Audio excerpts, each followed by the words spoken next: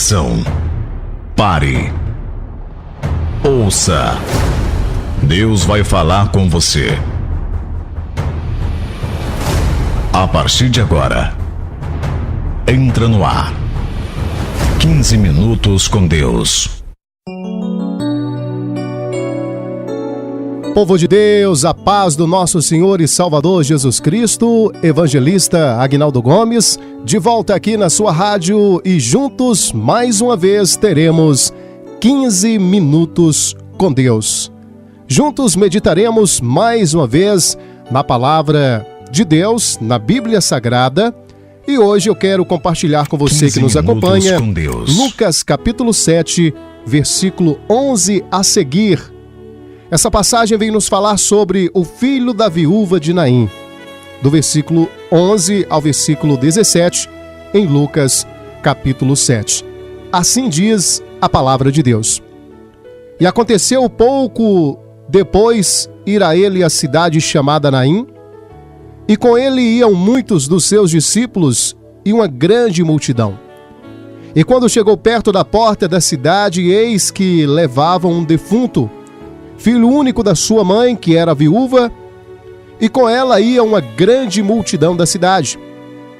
E vendo-a, o Senhor moveu-se de íntima compaixão por ela e disse-lhe: não chores. E chegando, tocou o esquife, e os que levavam pararam, e disse: jovem, eu te digo, levanta-te. E o defunto assentou-se e começou a falar, e entregou a sua mãe. E de todos se apoderou o temor, e glorificavam a Deus, dizendo: um grande profeta se levantou entre nós, e Deus visitou o seu povo. E correu dele esta fama por toda a Judéia e por toda a terra circunvizinha. Falamos aqui sobre a passagem do filho da viúva de Naim. Você pode conferir aí na sua Bíblia e nos acompanhar em Lucas capítulo 7, versículo 11, 12, 13, 14, 15, 16 e 17. Então aqui nós vemos que toda a Judéia ficou sabendo da história sobre o filho da viúva de Naim.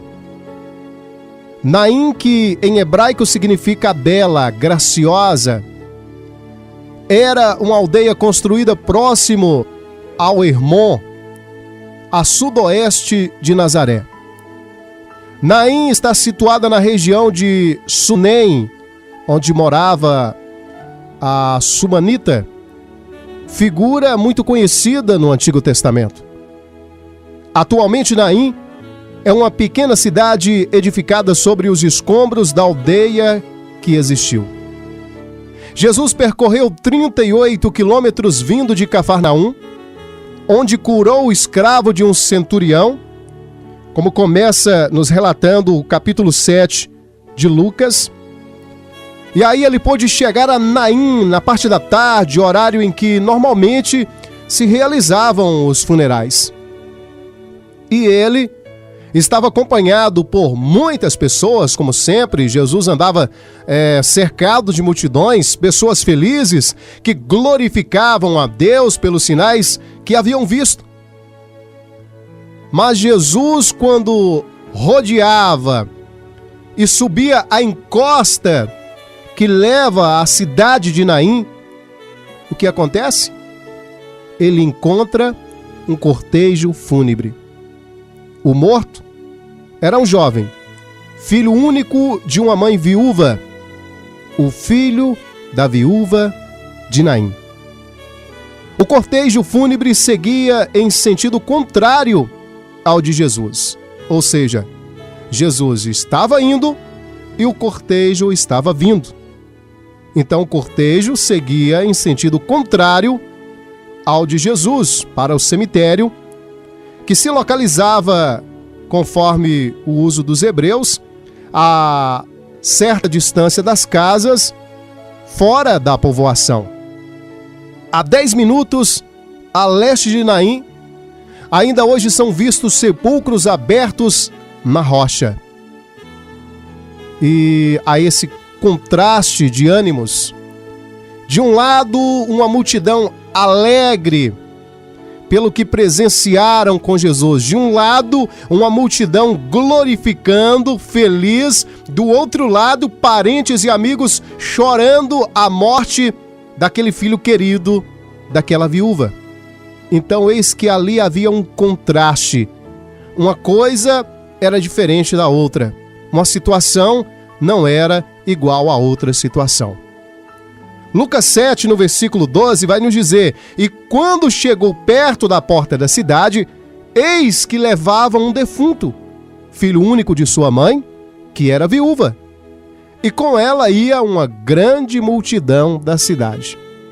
Então, tanto tinha uma grande multidão com Jesus, glorificando ali pelos feitos, pelas maravilhas que estavam vendo Jesus fazer, porque Jesus estava vindo lá daquilo que aconteceu com o centurião de Cafarnaum, e o povo glorificando e alegre ali junto de Jesus, e do outro lado vinha uma multidão chorando pela morte daquele filho querido, daquela viúva. E a mãe do jovem morto via a tragédia de sua vida se agravar ainda mais. Cada vez mais ela via a tragédia de sua vida se agravar. Essa viúva de Naim já havia perdido o marido e passado um sofrimento enorme. Como a mulher naquela época não podia ter emprego e salário, o que aconteceu? Restou o filho, aquele único que ela tinha, para prover o seu sustento, e aí o que acontece? O filho morre. Situação complicada, imagina você. Porém, com a morte de seu filho, esta viúva sofrida, esta viúva angustiada, além do sofrimento da separação pela morte de sua família, agora ela estava sozinha, sem nenhum meio de sustento, porque quem a podia sustentar era o filho, e ali ele estava morto. A viúva de Naim estava exposta à solidão, sozinha, e à miséria, porque a partir daquele momento, que ela ia arrumar da vida dela? Os moradores da cidade ficaram comovidos ao tomar conhecimento daquela tragédia que se desenhava ali naquele lugarejo. Então logo se juntou muita gente. Por isso, havia uma grande multidão que seguia aquela mulher. Juntou muita gente, abalada pela morte do filho daquela viúva, ainda mais tocada por seu próprio destino, que se revelava entristecedor. O destino dela era um destino triste, lamentável.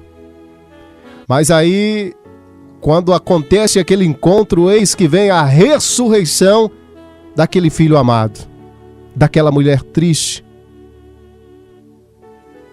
E Jesus, ao vê-la, moveu-se de íntima compaixão por ela.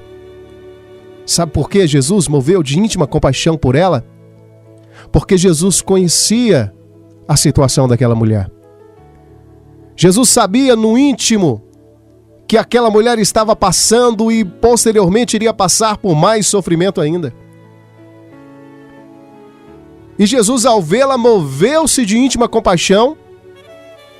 Em um lance, o mestre entendeu a vida daquela pobre viúva todinha. E o mestre, movido em si, ele aproxima-se do esquife. Esquife é uma espécie de urna fúnebre, e toca naquele esquife. O cortejo naquele momento é paralisado. O cortejo fúnebre daquele filho tão querido daquela viúva é paralisado. Aquela trajetória que estava indo para enterrar aquele garoto, ela é interrompida. O cortejo paralisa, porque Jesus tocou naquele esquife. Pela lei cerimonial não se podia tocar em um morto. Era contra a lei aquilo. Não podia tocar em um morto. Mas Jesus, o nosso Senhor e Salvador, ele não se prende à letra e ele não consegue ficar insensível ao sofrimento humano. Em João 7,14 vai nos dizer assim: e chegando-se, tocou o esquife e disse: jovem, a ti te digo, levanta-te. E o versículo segue dizendo que logo aquele defunto assentou-se e começou a falar. Nos corações já se podia ouvir murmurações, questionamentos. Como pode um judeu tocar um morto? Ali aquele povo já estava murmurando, questionando naquele momento, mas Jesus mostra que é Senhor da lei. Jesus naquele momento ele mostra para todos aqueles que estão ali que ele é Senhor da vida e da morte. Jesus naquele momento ele dá uma ordem. Ele ordena e o morto levanta. Então quando Jesus manda, temos mais a que obedecer. Nós aprendemos isso aqui. O mestre carinhosamente conduz aquele garoto e o entrega à sua mãe. Ninguém mais resiste ficar calado ali naquele momento. Começam todos a se maravilharem. Todos se maravilham e glorificam a Deus naquele momento ali. Por mais que alguns murmuravam, questionavam, mas aí eles começaram a ficar maravilhados e glorificaram o nome de Deus. Definitivamente, a morte encontrou com a vida naquele dia. O enterro, ele virou festa. Somente coisas de Jesus. Só Jesus pode fazer isso. Só Jesus pode transformar a morte em vida. Só Jesus pode te transformar.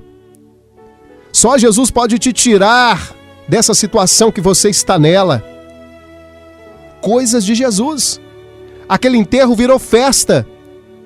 Um dia para ficar marcado na história daquela cidade e de todo Israel. Aquele dia nunca mais foi esquecido. Aquele dia para sempre foi lembrado e ainda é nos trago à memória nos dias de hoje. Por que não dizer hoje?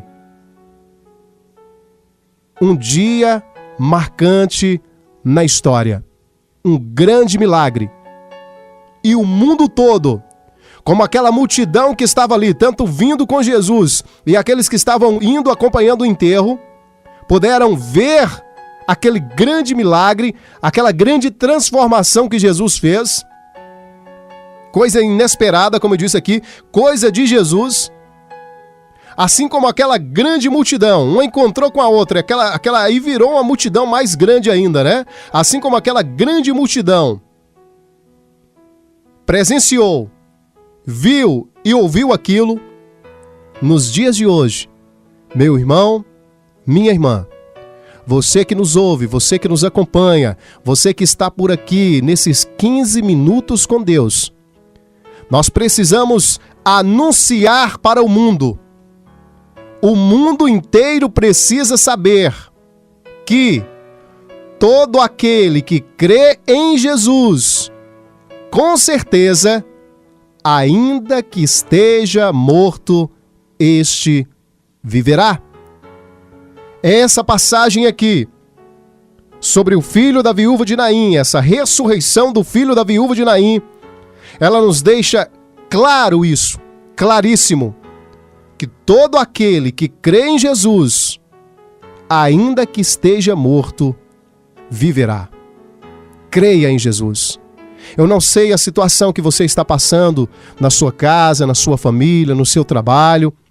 Eu não sei se, quem sabe, você está passando por uma morte espiritual. Eu não sei se, quem sabe, você está passando por uma morte financeira, uma morte sentimental na sua vida. Eu não sei. Você sabe. E Jesus sabe também do que se passa contigo.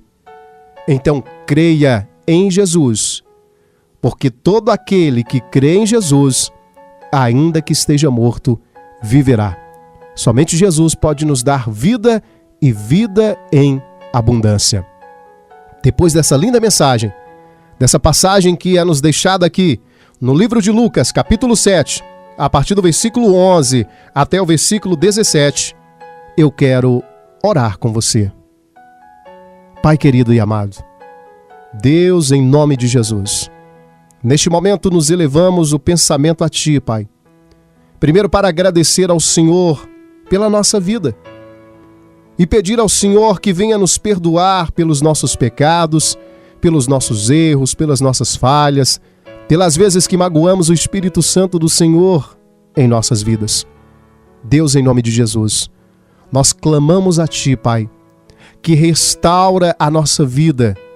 Restaura, Pai, a nossa vida. Nós precisamos, meu Deus, ter um avivamento nesses últimos dias que a igreja está vivendo aqui na terra.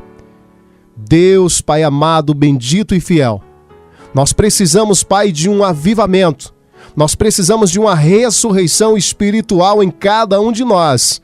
Então, Deus, tenha misericórdia de nós. Pai, é o que nós te pedimos e te agradecemos em nome de Jesus. Em nome de Jesus. Amém. Obrigado pela sua audiência, pela companhia. Nós voltaremos em uma próxima oportunidade com mais 15 minutos com Deus. A paz do nosso Senhor e Salvador Jesus Cristo e até a próxima. Tchau. Você acabou de ouvir 15 minutos com Deus.